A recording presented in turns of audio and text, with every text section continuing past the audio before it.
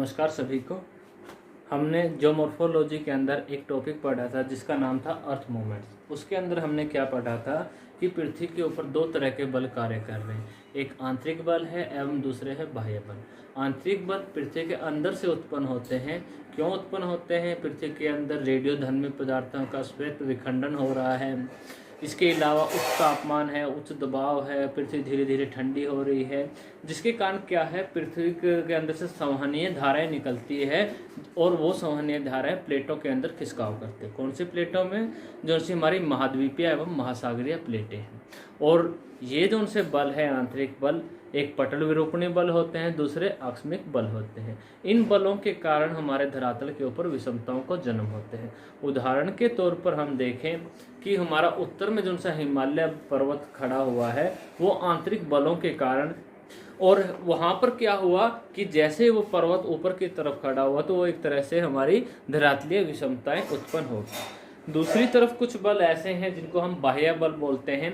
बाह्य बल क्या कार्य करते हैं? उन विषमताओं को दूर करने का प्रयास करते हैं। बाह्य बलों के अंदर क्या चीजें आती हैं? जैसे अपक्षय है, अपर्दन है, परिवहन है तथा निक्षेपण है। तो इसके अंदर हम अपक्षय को पढ़ चुके हैं, मास वेस्टिंग या बृहत अपक्षरण को पढ़ चुके हैं, और अब हम अपर्दन के विभिन्न कारकों को पढ़ने जा रहे हैं। उनमें से एक कारक का नाम है नदी। कौन कौन से प्रमुख कार्य हैं अपर्दन, परिवहन, निक्षेपण के?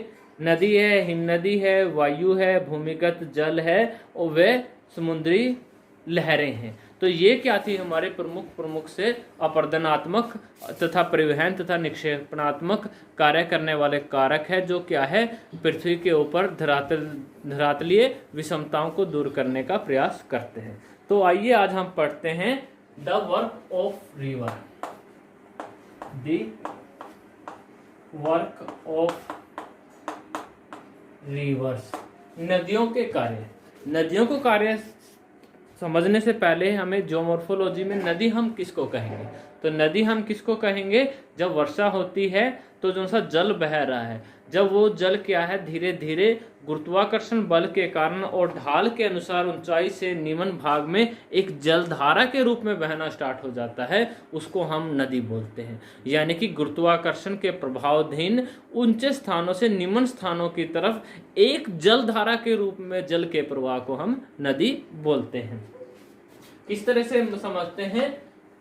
जैसे कोई धरातल है, ऊपर उठा हुआ है भाग है, यहाँ पर वर्षा हो, जब यहाँ पर वर्षा होगी तो सबसे पहले ढाल के अधीन छोटी छोटी अवनालिकाएं बन जाएगी। किस तरह की अवनालिकाएं हैं? जैसे अगर हम अपने आस पड़ोस में कहीं पर नई मिट्टी डलवाई हुई हो और वहां पर बारिश हो जाए तो उसके किनारों के ऊपर हमें क्या दिखाई देगी? पतली पतली नालियां सी दिखाई देगी, वो वर्षा के पानी के कारण बन जाती है। तो वैसी ही धाराएं, वैसी ही अवनालिकाएं हमें ऊंचे स्थानों के ऊपर भी देखने को मिलती है। उन अवनालिकाओं से जल एक धाराओं के रूप में बहता है और धीरे धीरे धाराएं मिलकर सरिताओं का निर्माण करते हैं। ये धाराएं अवनालिकाएं हैं, इनसे मिला और इनके मिलने के कारण सरिता का निर्माण हो गया। एक सरिता इस साइड से आ गई, अवनालिकाओं से मिलकर बनी थी, और इन सरिताओं के मिलने से हमारा क्या है, हमारी नदी का निर्माण होता है। और ये नदी अपने जल को क्या है, किसी झील के अंदर या महासागर के अंदर या समुद्र के अंदर या अल्पकालिक भी हो सकती है कि रास्ते में, जैसे हमारी लूनी नदी है, रास्ते में ही सूख जाती है। कुछ नदियां मौसमी होती है और कुछ सदा नीरा होती है। हिमालय से निकलने वाली नदियां सदा नीरा हैं, और जो से हमारे प्रायद्वीप भारत की नदियां हैं वो मौसमी नदियां हैं। जब मानसून में वर्षा होती है तो उनमें पानी बहता है और बाकी समय में वो सूख जाती है। तो अभी हमने क्या पता चला कि नदी किसे बोलते हैं? यानी कि गुरुत्वाकर्षण बल के कारण और ढाल के अनुसार ऊंचाई से निम्न स्थानों की तरफ जब जल एक प्रवाह के रूप में, जलधारा के रूप में बहना स्टार्ट होता है तो उसको हम नदी बोलते हैं। उसके पश्चात कुछ छोटी छोटी टर्म्स है जो क्या है, नदी से जुड़ी हुई है। सबसे पहली टर्म है ड्रेनेज बेसिन। ड्रेनेज बेसिन किसे बोलेंगे? कि जो सी ये नदी है, एक जलधारा इसकी इस साइड से आ गई, तो जो सी यहां से लेकर ये जहां तक नदी बही है, इस पूरे के पूरे क्षेत्र को, यानी कि जहां से नदी जल ग्रहण करती है और जिन स्थानों से बहती हुई है क्या है, अपने इस पॉइंट को हम क्या बोलते हैं? मुहाना। मुहाना या माउथ, किसका? नदी का। और जहां से नदी उद्गम होती है इस स्थान को हम बोल देते हैं ओरिजिन। जहां से मुख्य धारा, मुख्य सरिता स्टार्ट हुई है उसको हम क्या बोल देते हैं? ये बाकी की सरिताएं इसमें ऐड होती गई है, जैसे गंगोत्री, हिमनद, गंगा नदी है, बहुत सारी सरिताओं के मिलने से, भागीरथी है, अलकनंदा है, मंदाकिनी है, उनसे मिलने से बनता है। तो ये जो सी हमारी है ये ओरिजिन कहलाता है, ये माउथ। ये पूरा का पूरा यहां से लेकर यहाँ एक डायग्राम और बनाता हूं ताकि आपको क्लियर समझ में आ जाए। ये अलग अलग दिशाओं से अलग अलग जलधाराएं आई और ये एक नदी बही और क्या है? महासागर में अपने जल को गिरा दिया। तो जो सा ये वाला हिस्सा है पूरा का पूरा, इसको हम क्या बोलेंगे? अपवाह क्षेत्र या ड्रेनेज बेसिन बोलेंगे। जहां से नदी अपना जल ग्रहण करती है, यानी कि इस पॉइंट तक नदी ने अपना जल ग्रहण किया और उसके बाद एक जलधारा के रूप में आगे बहना स्टार्ट होगी, इतने एरिया को हम क्या बोल देते हैं? कैचमेंट एरिया, जल संभरण क्षेत्र। जहां से अपना जल इकट्ठा करती है, जल संभरण क्षेत्र या कैचमेंट एरिया बोल देते हैं। उसके बाद एक टर्मिनोलॉजी, ड्रेनेज बेसिन हो गया पूरा का पूरा, कैचमेंट एरिया जहां से नदी अपना जल इकट्ठा करती है। उसके पश्चात बात करते हैं हम कैचमेंट एरिया। एक आता है वाटर साइड। वाटर साइड जल विभाजक किसे बोलेंगे? जल विभाजक। एक नदी इस साइड बह रही है और एक नदी इस साइड बह रही है, तो दोनों ये बीच वाला ऊपर उठा हुआ भाग है, इस हिस्से को हम क्या बोल सकते हैं? जल विभाजक बोल सकते हैं। उदाहरण के तौर पर मैं बताऊं आपको कि जो सा अंबाला एवं सहारनपुर की बेल्ट है, अगर ये पेटी को ऊपर की तरफ लेके चले जाए तो ये क्या है? एक हमारा जल विभाजक या वाटर साइड है। इसके पूर्व में गंगा एवं गंगा नदी तंत्र की नदियां बहती है, ये बीच में ऊपर उठा हुआ भाग है, और इसके वेस्टर्न साइड में सिंधु एवं उसकी सहायक नदियां जैसे सतलुज एवं सतलुज की सहायक नदियां बहती है। तो जो सा ये बीच वाला हिस्सा है ऊपर उठा हुआ है, इसको हम वाटर साइड बोलते हैं। अगर सिंपल भाषा में आपको समझाना चाहूं कि अभी तक हमने क्या पढ़ा है, तो जैसे मान लिया हमारा एक घर है, घर में वर्षा ऋतु में वर्षा होती है तो छतों का पानी है, आंगन का पानी है, वो अलग अलग धाराएं हैं जिनको हम सरिताएं बोल सकते हैं। जब वो मुख्य नाली में इकट्ठी हो जाती है और वहां से पानी आगे की तरफ बढ़ता है, उसको हम नदी के साथ तुलना कर सकते हैं। और हमारे जो से छतें होती है उसके चारों तरफ मंडेर बनी होती हैं, एक छत का पानी अलग तरफ से आ रहा है, दूसरी छत का अलग तरफ से आ रहा है, तो जो सी मंडेर है उसको हम क्या बोल सकते हैं? जल विभाजक बोल सकते हैं। अगर हम पूरे घर का पानी देखें जहां से एक नाली से निकल रहा है, तो वो क्या है? जो सा हमारा कैचमेंट एरिया है। और अगर हम पूरा का पूरा क्षेत्र को देखें जहां पर पानी उड़ेल रहा है, तो वो क्या है? पूरा का पूरा हमारा ड्रेनेज बेसिन है। आज के वीडियो में हमें इनसे आगे बढ़ना है। हमारा अभी तक तो क्वेश्चन भी नहीं स्टार्ट हुआ, ये बेसिक सी बातें थी जो आपको पता होनी चाहिए थी। आगे बढ़ते हैं। आगे हमारा मुख्य जो सा क्वेश्चन आता है, नदी के प्रमुख कार्य कौन कौन से हैं तथा नदी के द्वारा उत्पन्न स्थलाकृतियों का वर्णन कीजिए। तो हम पढ़ते हैं द वर्क ऑफ रिवर्स, नदियों के कार्य। जब नदी का जल बहता है, यहाँ से बहना स्टार्ट हुआ, जहां से जिस पॉइंट से हम देखें यहाँ से बहना स्टार्ट हुआ, तो ये 3 तरह के कार्य करती है। जहां से जल बहेगा वहां से अपर्दन स्टार्ट हो जाता है, पानी आगे की तरफ बढ़ रहा है उसको परिवहन बोल दिया जाता है, और जहां पर जो सा मलबा इकट्ठा जमा करना स्टार्ट कर देती है उसको निक्षेपण बोल देते हैं। यानी कि नदी 3 तरह के कार्य करती है, अपर्दनात्मक कार्य, परिवहन कार्य और निक्षेपणात्मक कार्य। Depositional work of reverse. जब नदी बहती है, जहां से स्टार्ट होती है वहां से अपर्दन कार्य करना स्टार्ट करती है। ऊंचे पर्वतों से की ज़्यादा नदियों की हम बात करते हैं कि पर्वतों से निकलती है, नदियां पठारों से भी निकलती है, मैदानी हिस्सों से भी निकलते हैं, लेकिन वे मौसमी नदियां होती है। समय के साथ वो अल्पकालिक होती हैं, एक मौसम में बहती है, उसके बाद उनका जल सूख जाता है। तो ज़्यादातर नदियां जो सी सदा नीरा है, यानी कि सारा साल पानी बहता है, उनकी बात कर रहे हैं। इरोजनल वर्क के अंदर हम क्या देखते हैं कि जो सी नदी है जब बहाव स्टार्ट होती है तो वो अपर्दन कार्य करती है।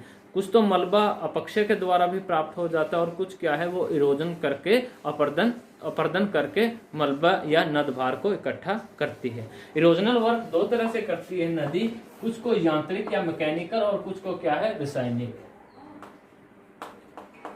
मैकेनिकल, और दूसरा है हमारा केमिकल।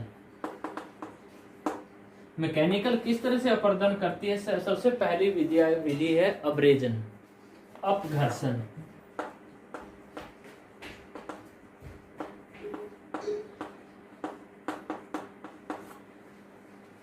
अपघर्षण में नदी क्या है कि जब नदी का जल बह रहा है तो उसके अंदर मान लिया छोटे पत्थर है, कोई बड़े पत्थर है, वो नदी के साथ साथ पानी के साथ बह रहे हैं और ये पत्थर क्या कर रहे हैं, उसकी तली है, उस तली के ऊपर घिस रहे हैं और जो से उसके किनारे हैं किनारों को भी घिस रहे हैं। यानी एक संगत तारस जिस तरह रेती होती है, हम किसी चीज के ऊपर रेती करते हैं, घिसते हैं, ऐसे ये पत्थर उसकी तली को घिसते चले जाते हैं और यानी कि ये एक तरह का अपर्दन कार्य करते हैं। तो इस तरह के अपर्दन कार्य को अपघर्षण या अब्रेजन बोलते हैं। यानी नदी के जल के द्वारा बहाव में लाए गए कंकर पत्थरों द्वारा नदी के तली एवं किनारों के घिसने की जो सी विधि होती है उसका नाम अपघर्षण या अब्रेजन है। दूसरी विधि है अट्रीशन, अट्रीशन या सन्निघर्षण। सन्निघर्षण में क्या होता है कि बहुत सारे हजारों पत्थर एक साथ नदी में बह रहे हैं, अब्रेजन विधि के द्वारा वो तली को भी घिस रहे हैं और किनारों को, लेकिन जो हजारों लाखों की तादाद में छोटे बड़े पत्थर बह रहे हैं वो क्या है, जल में बहते बहते आपस में टकराते भी हैं, बार बार टकराते हैं, लुढ़कते हुए टकराते हैं, कभी इस साइड से कभी इस साइड से। तो बार बार टकराने से ये पत्थर है जो उनसे हमारे कंकर पत्थर है उनका साइज भी छोटा होता चला जाता है। इस विधि को हम सन्निघर्षण या अट्रीशन हम बोलते हैं। ये दूसरी विधि है, यानी कि मलबा और भी छोटा होता जा रहा है, तो ये हमारा मैकेनिकल इरोजन वर्क में आता है। दूसरा हमारा आता है केमिकल सॉल्यूशन। तो इसके अंदर क्या है, जब नदी का जल बह रहा है, मान लिया वहां पर क्या है, नमक की चट्टानें हैं, तो नमक की चट्टानों को क्या करेगा, पानी अपने अंदर घोल लेगा। अपर्दन का मतलब क्या है, वहां से चट्टानी मलबे को हटा दिया, लेकिन जैसे वो पानी ने घोला तो वहां से एक तरह से मलबे को हटा लिया। जो सी ये विधि है, चूने पत्थर को भी अपने अंदर घोल देती है। इस विधि का नाम है सॉल्यूशन और घोलीकरण। यानी कि अपर्दनात्मक कार्य करती है नदी, तीन तरह से करती है, अब्रेजन है, अट्रीशन है और क्या है, सॉल्यूशन है। उसके बाद ये कम होगा या ज्यादा होगा, इसको प्रभावित करने वाले कौन कौन से कारक हैं? सभी को पता है कि अगर नदी का वेग, वेलोसिटी है या वेग है, नदी तीव्र वेग से बहेगी, पानी बड़ी तीव्रता के साथ बह रहा है तो वो ज्यादा अपर्दन कार्य करेगा, और अगर उसकी स्पीड कम है तो वो कम अपर्दनात्मक कार्य करेगा। उसके बाद है जल की मात्रा। जल की मात्रा ये क्या है, प्रभावित करने वाले कारक है, प्रभावित करने वाले कारक। किसको प्रभावित करने वाले, अपर्दनात्मक कार्य को प्रभावित करने वाले। जल का वेग है, जल की मात्रा है, जितना ज्यादा जल की मात्रा होगी उतना ही ज्यादा अपर्दनात्मक कार्य करेगा, अगर जल की मात्रा कम है तो कम अपर्दनात्मक कार्य करेगा। उसके बाद है चट्टानों की प्रकृति। चट्टानों की प्रकृति, जहां से जल बह रहा है, अगर वो चट्टाने नरम चट्टाने हैं, उनका नरम मटेरियल है तो वो शीघ्रता से अपर्दित हो जाती है। अगर कठोर चट्टानों के ऊपर से जल बह रहा है तो वो शीघ्रता से अपर्दित नहीं होती। तो ये हमारे चट्टानों की। उसके बाद है नदभार की प्रकृति, यानी कि जोन से उसके अंदर कंकर पत्थर वगैरह बह रहे हैं वो किस प्रकृति के हैं। अगर वो बड़े बड़े हैं, बड़े भारी है तो वो साइडों की चट्टानों को तोड़ते हुए चलेंगे। अगर बारीक रेत की भांति है उनकी प्रकृति, यानी कि काफी बारीक है, तो वो कम अपर्दनात्मक कार्य करते हैं। तो जोन से ये थे हमारे अपर्दनात्मक कार्य और अपर्दन को प्रभावित करने वाले कारक। उसके बाद आता है परिवहन वर्ग। जो सा ये अपर्दन किया है इस विधियों के द्वारा या मौसम के स्थैतिक तत्वों के प्रभावाधीन अपक्षय हुआ है, तो वो मलबा जब नदी एक स्थान से दूसरे स्थान पर लेके जाती है तो उसको हम क्या है, परिवहन बोल देते हैं। ट्रांसपोर्टेशनल वर्क ऑफ रिवर, ये भी नदी कई विधियों के द्वारा करती है। कुछ तो विधियां हैं, जैसे ये सॉल्यूशन है, इस तरह के कणों को नदी किस तरह से लेके जाएगी, अपने अंदर सॉल्यूशन घुले हुए को ही अपने साथ बहा कर ले जाती है। यानी कि सॉल्यूशन को क्या है, वो सॉल्यूशन घुली हुई मात्रा के अंदर लेके जा सकती है। दूसरी विधि क्या है, कुछ बारीक कण है, मान लिया चौक के छोटे छोटे कण है, इस तरह के अगर कण है वो घुले भी ना हो, रेत के कण है, उनको क्या है, निलंबन, सस्पेंशन,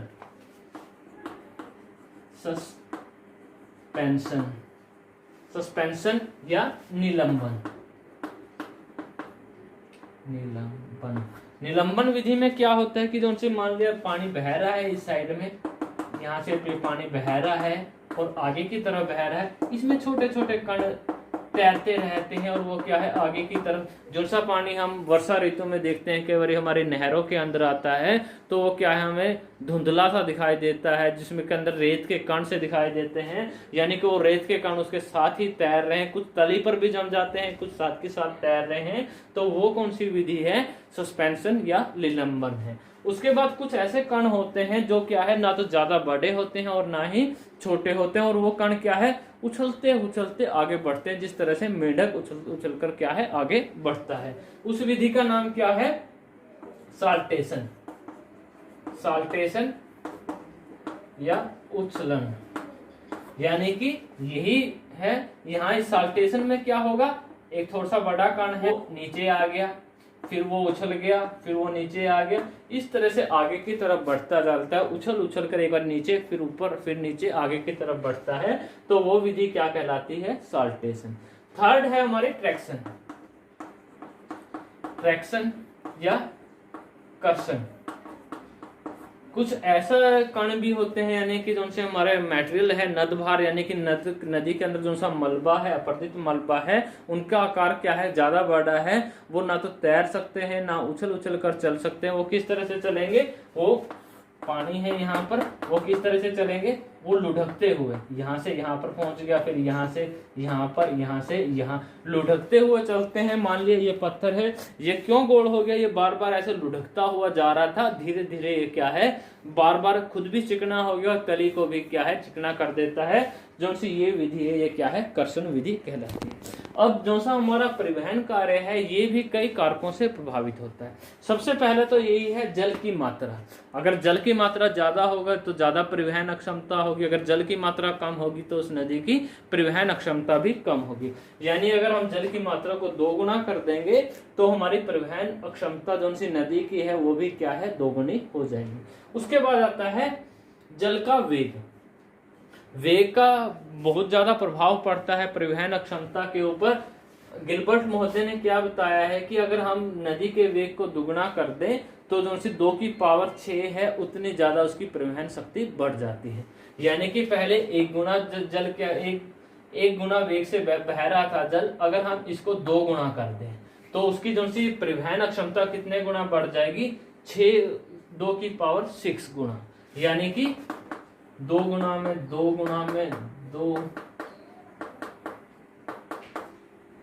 3 3 6, 2 दूनी 4, 4 दूनी 8, 8 दूनी 16, 16 दूनी 32, 32 दूनी 64 गुना। अभी 1 गुना में उसकी एक लिमिटेड अक्षमता थी, अगर उसको हमने 2 गुना कर दिया पानी के वेग को तो उसकी 64 गुना ज्यादा क्षमता बढ़ गई। अब अगर पानी के वेग को 3 गुना बढ़ा दिया जाए तो उसके कितनी क्षमता बढ़ जाएगी, 3 गुना में 3 गुना में 3 गुना में 3 गुना में 3 गुना में 3, 3 4 9, 9 3 27, 27 81, 81 3 243, 243 3 729 गुना उसका वेग के कारण उसकी परिवहन क्षमता बढ़ जाएगी। उसके बाद हमारा जो से है नदभार की प्रकृति किस तरह की, यानी कि जो से परिवहन के अंदर देखते हैं हम कि अगर जो सा मलबा उसके अंदर बह रहा है, अगर बारीक कण है तो वो उसको बड़ी दूर तक लेकर जा सकते हैं। अगर वो मोटे कण है, जहां उसमें मोटे कण है तो उसका परिवहन नदी कम दूरी तक कर पाती है। तो ये था हमारा परिवहन वर्क नदी का। उसके बाद चलते हैं depositional work.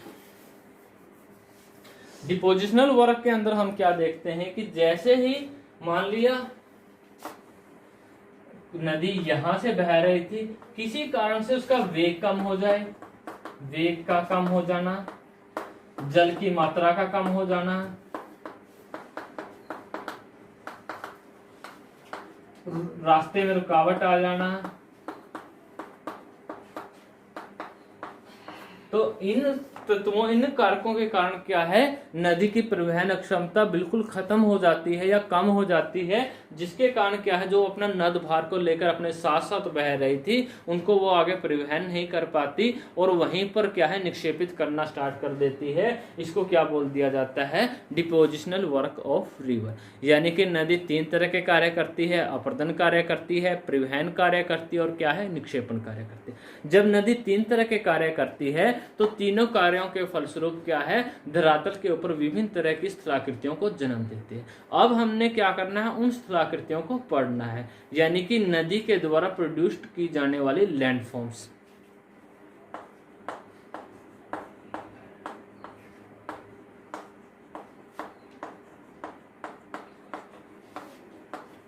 Landform produced by the reverse, जो सी नदी से बनने वाली स्थलाकृतियां हैं, अध्ययन की सुविधा के लिए हम उसको तीन भागों में बांट लेते हैं। जैसे हम ज्यादातर पर्वतों से निकलने वाली नदियों का कार्यों का ही अध्ययन करते हैं, क्योंकि वो ही लगातार पूरे के पूरे साल कार्य करती है। जो सी हमारी अल्पकालिक व मौसमी नदियां होती है उनका कार्य क्या है, काफी सीमित होता है। तो हमें क्या है, ब्रॉड लेवल के ऊपर पढ़ रहे हैं तो हम क्या देखते हैं कि जैसे ही पर्वतों से नदी निकलती है और ये एक लंबी दूरी तय करके क्या है, अपने मुहाने या महासागर में जल उड़ेलती है। यहाँ तक पहुंचने में नदी की, यहाँ से लेकर यहाँ तक पहुंचने में उसको हम उसकी तीन भागों में बांट लेते हैं। उसकी घाटी को, नदी की ऊपरी घाटी में बनने वाली स्थलाकृतियां, मध्यवर्ती घाटी में बनने वाली स्थलाकृतियां और क्या है, निम्न घाटी में बनने वाली स्थलाकृतियां। यहाँ से यानी कि हम इसको क्या है, तीन भागों में बांट कर क्या है, इसका अध्ययन कर सकते हैं। इसको क्या बोलते हैं, ऊपरी घाटी में बनने वाली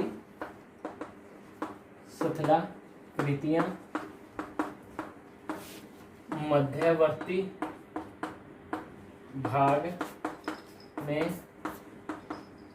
बनने वाली स्थलाकृतियां और निचले भाग में बनने वाली, निचले भाग में बनने वाली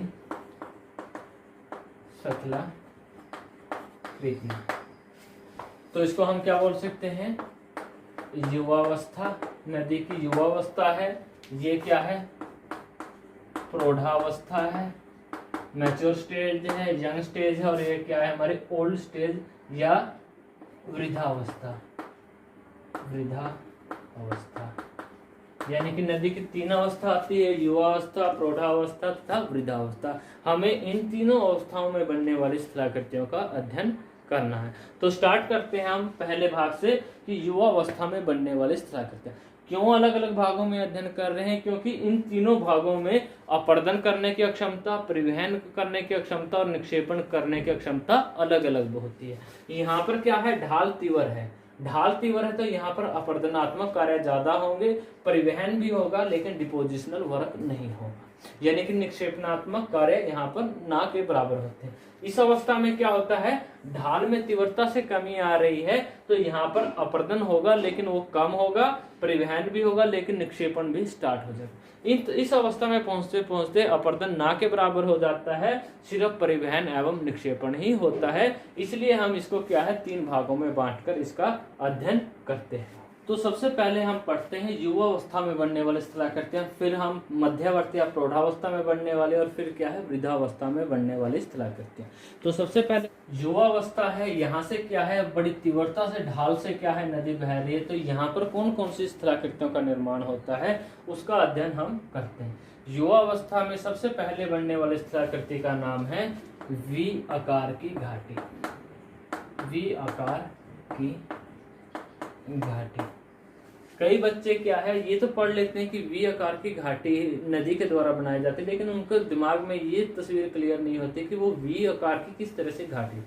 किसी भी चीज को देखने के हमारे पास दो तरह के नजरिए होते हैं। एक तो हम क्या है, चीज को बिल्कुल सामने से देख रहे हैं, सामने से यानी कि नदी बह रही है, इस तरह से नदी बह रही है, तो जो सा हम क्या है, जो सी ये प्रोफाइल है उसकी, इसको हम क्या बोलते हैं, अनुदैर्ध्य। अनुदैर्ध्य परिच्छेदिका या लॉन्गिट्यूडिनल प्रोफाइल। हम साइड से देख रहे हैं, बिल्कुल सामने दिखाई दे रही है कि एक नदी यहाँ से लेकर यहाँ तक बह रही है, तो ये क्या है, लॉन्गिट्यूडिनल प्रोफाइल है, या इसको अनुदैर्ध्य परिच्छेदिका बोलते हैं। और एक क्या करें, हम बिल्कुल नदी के सामने आ जाएं, बिल्कुल नदी के बीच में खड़े हो जाएं और बीच में से उसको निहारें कि वो किस तरह की दिखाई दे रही है।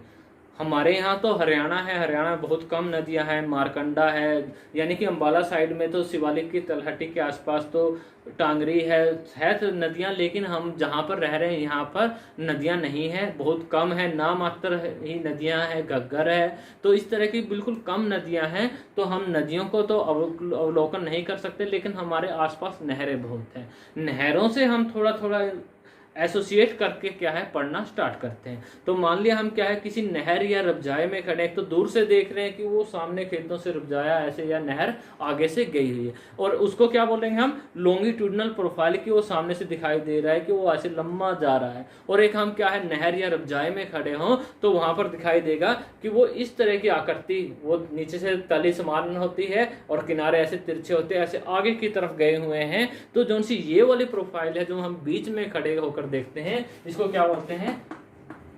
Transverse profile. कैसा दिखाई देता है, हमें नहरें हैं या रबजाया, ऐसे किनारे होते हैं और इसकी तली बराबर होती है।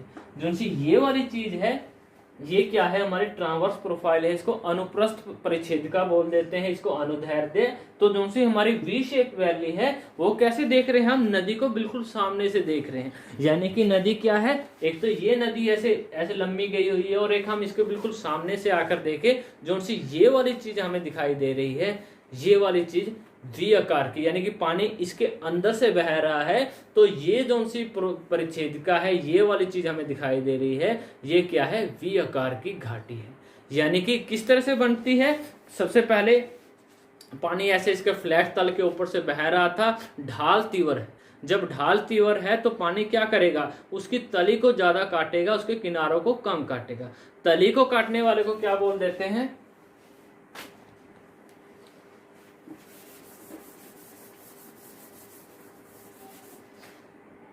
ट्रांसवर्स प्रोफाइल बना रहा हूं, यहां से क्या है, पानी बह रहा था, यहां से पानी बह रहा है, इस तली को क्या है, पानी धीरे धीरे ज्यादा ज्यादा गहरा करता चले जाता है। ये कुछ समय के बाद इतना गहरा हो जाएगा, कुछ समय के बाद ये इतनी गहरी हो जाएगी। जो से ये चीज हमारी बनी है, इसको क्या बोल देते हैं, वी आकार की घाटी या वी शेप्ड वैली। और जो सा ये इरोजन है, ये इरोजन क्या कहलाता है, हमारा ऊपर से नीचे वर्टिकल इरोजन या ऊर्ध्वाधर अपरदन, और जो सा किनारों का अपरदन है, इसको लेटरल इरोजन या जो सा क्षैतिज या किनारों का अपरदन हम इसको बोल सकते हैं, या पार्श्विक अपरदन भी हम इसको बोलते हैं। यानी कि स्टार्टिंग में नदी में क्या है, वी आकार की घाटियों का निर्माण होता है, कहां पर होगा, जहां पर ढाल तीव्र होगा।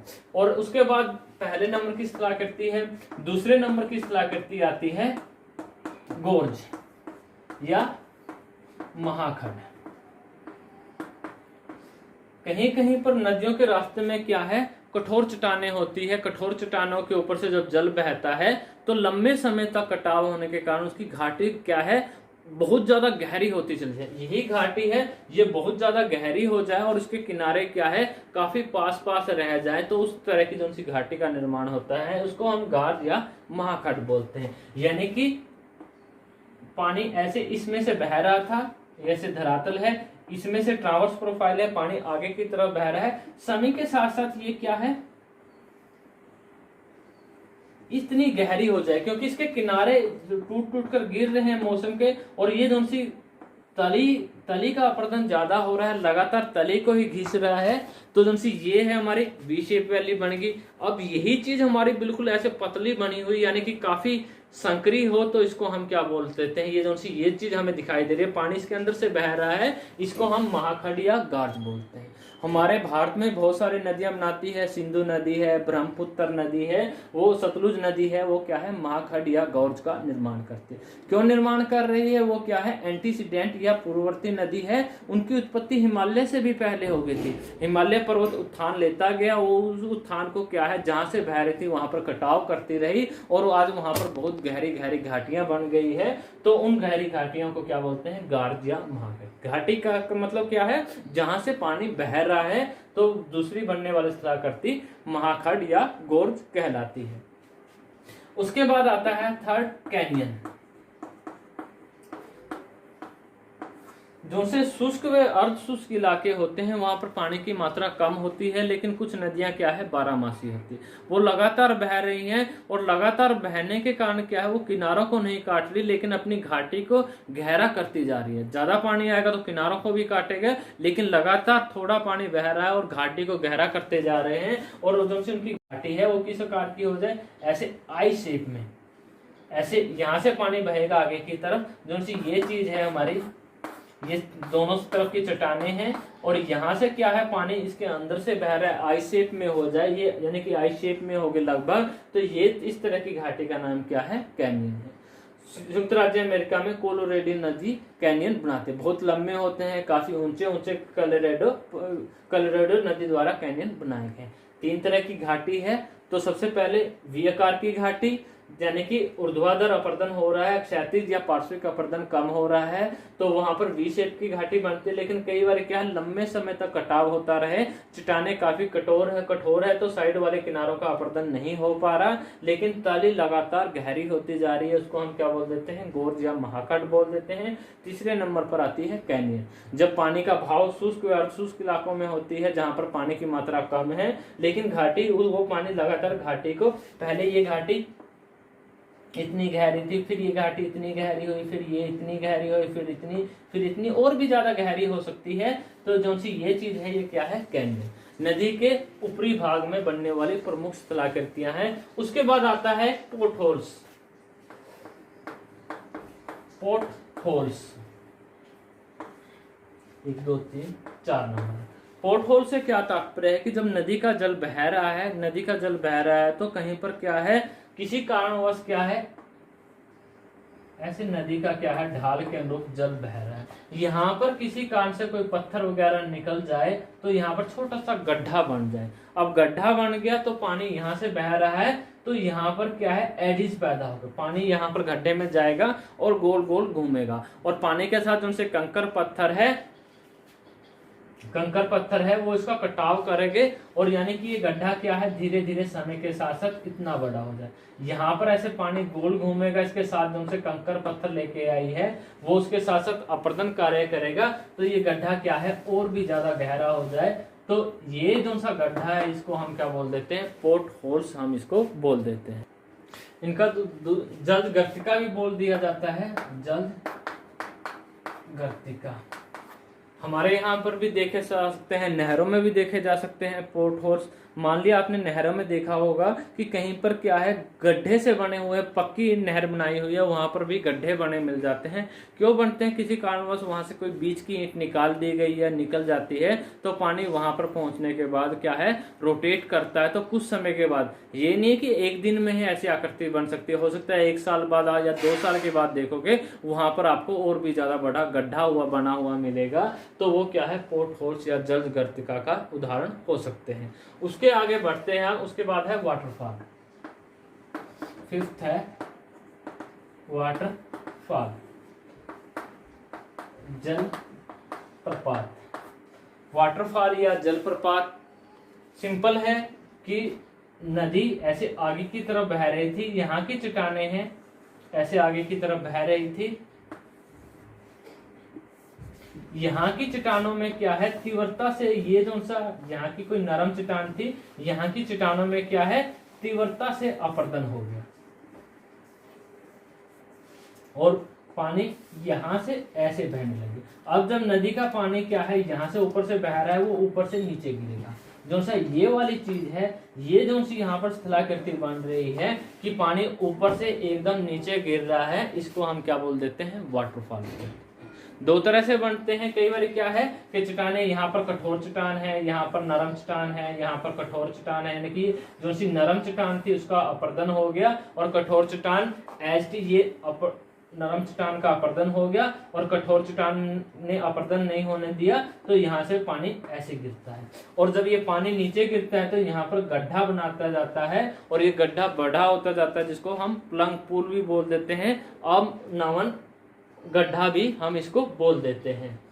तो प्लंग पूल है, अवनमन गड्ढा है, गर्त है। तो समय के साथ साथ क्या होगा, ये गड्ढा बड़ा होता जाएगा और क्या होगा, ये वाला भाग पीछे की तरफ हटेगा, क्योंकि पानी यहाँ गिर रहा है तो इसको कटाव कर रहा है। समय के साथ साथ ये गड्ढा ऐसे हो सकता है।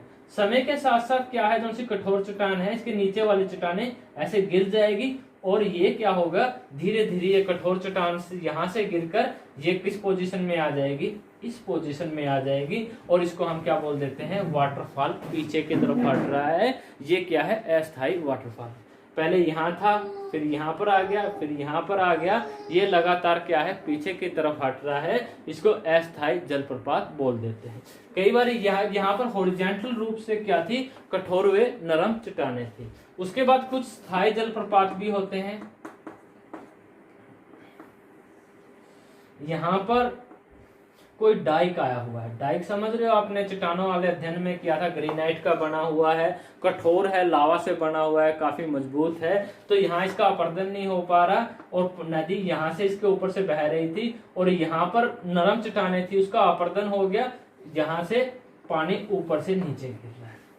लेकिन जो सा ये वाला हिस्सा है इसका अपर्दन नहीं हो पाता, तो पानी ऊपर से बिल्कुल फ्लैट नहीं होगा, यहाँ पर कटी फटी चट्टानें हो सकती है आगे पीछे की तरफ। तो इस तरह के जो से जलप्रपात होते हैं, जहाँ पर क्या है, वर्टिकल स्ट्रेटा होते हैं चट्टानों के, वो क्या होते हैं, स्थायी होते हैं, क्योंकि लंबे समय तक ये बना रहेगा। और जो से इस तरह हॉरिजॉन्टल होते हैं, जहाँ नरम चट्टानें बीच में से निकल जाती है तो ऊपरी कठोर चट्टानें भी नीचे गिरकर टूट जाती है और जलप्रपात पीछे की तरफ हटता रहता है। यानी कि ये अगली स्थलाकृति थी जलप्रपात या वाटरफॉल। और ये सारी की सारी स्थलाकृतियां ऊंचे भागों में बन रही है, जहां पर क्या है, जल का वेग तीव्र होता है और यहाँ पर क्या है, अपर्दनात्मक कार्य ज्यादा हो रहे हैं और परिवहन भी हो रहा है, लेकिन क्या है, डिपोजिशनल वर्क नहीं हो रहे।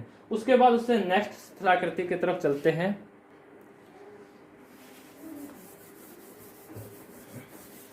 जलप्रपात से जुड़ी हुई एक स्थलाकृति है, उसी की तरह रैपिड स्रीपिकाएं, रैपिड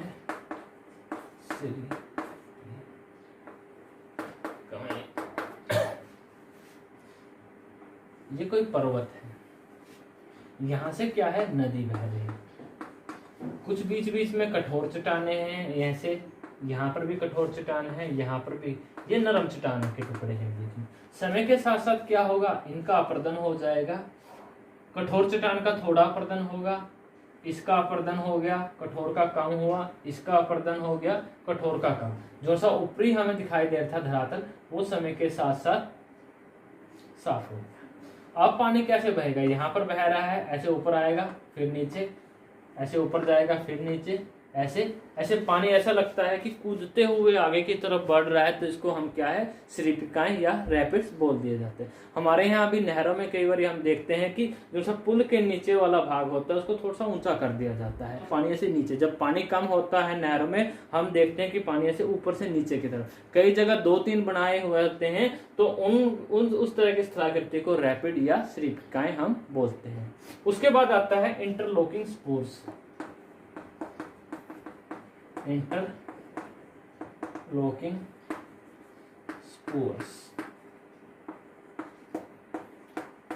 अंतर।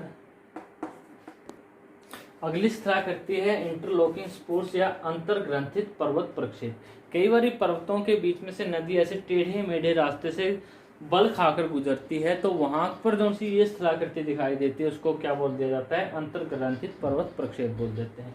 यहाँ पर कोई पर्वत ऐसे ऊपर उठा हुआ है, इस साइड भी पर्वत है, नदी उन दोनों के बीच में से बह रही है। यहाँ पर दूसरा पर्वत ऊपर उठा हुआ है, यहाँ पर दूसरा पर्वत, तो यहाँ से ऐसे बल खाती हुई नदी बहती है, तो इसको क्या बोल दिया जाता है, इंटरलॉकिंग स्पूर्स बोल देती है। यहाँ पर क्या है, ऐसे नदी का जल बह रहा है, तो जो सा ये वाला किनारा है, इस तरह से हम दो तरह के किनारे होते हैं, अवतल, एक लेंस होता है हमारा ऐसे बाहर की तरफ निकला हुआ, सही नहीं बना,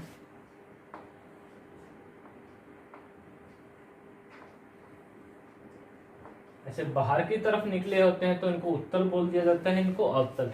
अब यहाँ पर देखो ये चीज क्या है, ये क्या है, अंदर की तरफ है, ऐसे अंदर की तरफ है, नदी की तरफ से देखें तो यहाँ पर अवतल किनारा है, अवतल किनारे के ऊपर वो नदी अपर्दन कार्य करती है, और जो सा ये उत्तल किनारा है ऐसे इस तरह निकला हुआ है, यहाँ पर वो क्या है, थोड़ा बहुत निक्षेप करती है, और यहाँ पर क्या है, शीघ्रता से वो अपर्दन करते हैं। यहाँ पर हम देखते हैं ये वाला किनारा उत्तल किनारा है, और ये वाला किनारा क्या है, अवतल किनारा है। नदी के अंदर से देखें तो ये क्या है, अंदर की तरफ आया हुआ है, तो यहाँ पर क्या है, अवतल किनारे के ऊपर अपर्दन करेगी, और यहाँ पर क्या है, उत्तल किनारे के ऊपर वो नदी निक्षेपण करती है। यानी कि हमने क्या चीज देखनी है कि नदी के द्वारा बनाई गई स्थलाकृतियां, ये भी एक तरह की अलग तरह की स्थलाकृतियां दिखाई दे रही है हमने। तो यहाँ पर एक पर्वत है, यहाँ पर एक पर्वत है, यहाँ एक पर्वत है, नदी उनके बीच में से बल खाती हुई बह रही है, तो इसको क्या बोलते हैं, अंतर्ग्रंथित पर्वत प्रक्षेप बोलते हैं। ये हमारे ऊपरी भाग में बनने वाली स्थलाकृतियां थी युवावस्था में। उसके बाद आएगी मध्यवर्ती और प्रौढ़ावस्था या निचले भाग में बनने वाली स्थलाकृतियां, वो हम नेक्स्ट वीडियो में देखते हैं। धन्यवाद।